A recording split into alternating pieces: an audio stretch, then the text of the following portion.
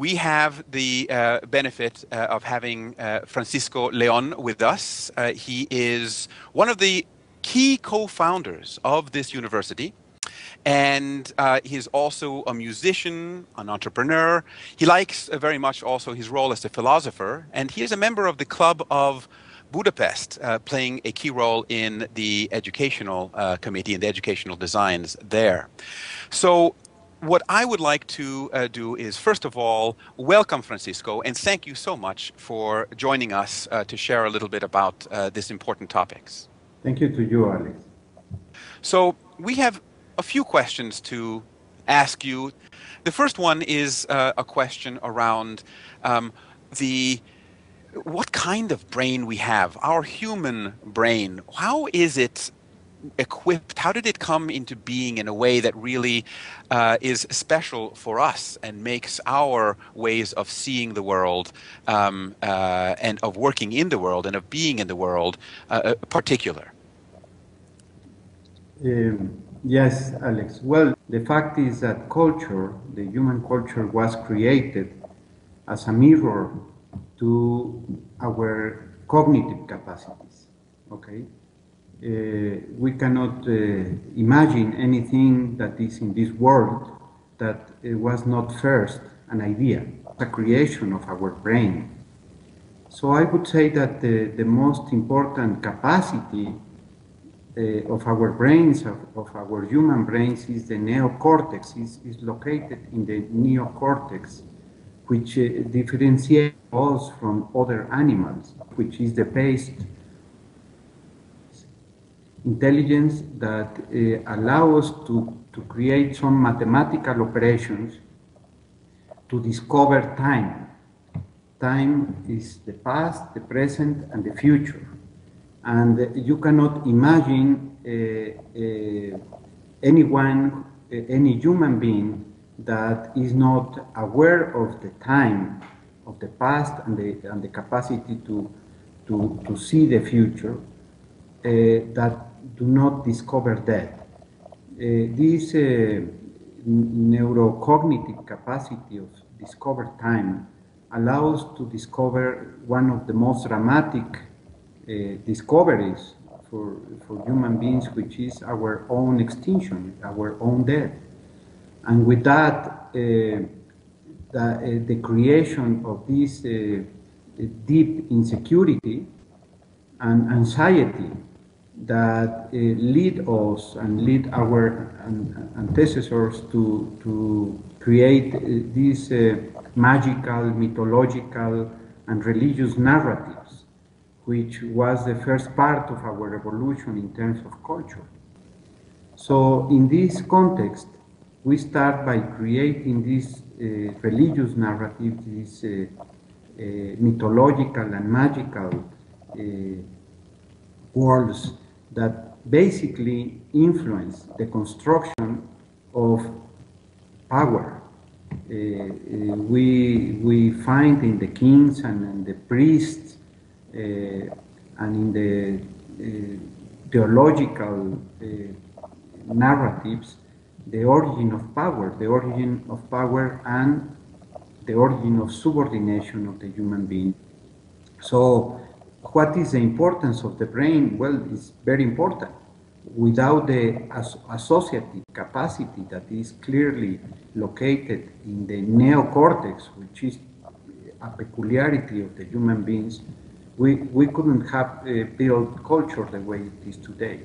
So today, the neuroscientists, philosophers, and other specialists know that they need to go to the origin and find in our cognitive capacities the seed that build culture, and not just from neurologically speaking, but also to discover that in that capacity, in that cognitive capacity, the fear and the insecurity, the inner insecurity of the human being and its tendency to subordinate and accept any narrative, even dogmas, to ameliorate his or her insecurity and fear is accepted, and in that way we are immersed in the world we are today. So that is the importance. So, why is this important now for humanity? How does this relate to the evolution of consciousness and the challenge that we as a species face to really be part of an emerging eco-civilization, be a planetary being? Uh, we find a civilization that is based on the on power, on the concentration of power and the subordination of the masses in every respect, in the religious arena, in the political arena, in the economic arena. I mean, we don't realize, sometimes we don't realize that we live in a world, in a world that is ruled by power and subordination. There is no power without subordination, and there is no subordination without power. And sometimes people feel distressed and hopeless and do not understand why they have to do what they do, why the religious dogmas keep us in a kind of a prison to our freedom, that do not allow us to think freely. No? I don't have anything against any religion, but what I know is that dogmas, religious dogmas, sometimes and very often limit our freedom to think and understand the world and the universe in which we live. Today we understand ourselves in the context of the evolution of our culture. We are aware of our capacities, our cognitive capacities to understand the world and the not just the world, but how the world was created and the universe from Big Bang to conscious humans. And in that capacity, we have the obligation, we have the responsibility to understand ourselves by understanding the world that we created in this biological evolution of our cognitive capacities, and that's why it is important to, in order to understand ourselves, to understand the organ which create these images of the world, which is the brain. I believe that the universe has a direction, has a teleology, and in my opinion, that direction, that purpose of the general evolution is the construction of the spirit. The spirit, not in the religious meaning of the word, but spirit as the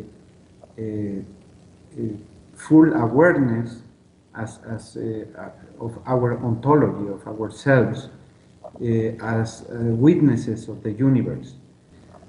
And in that regard, it is an imperative.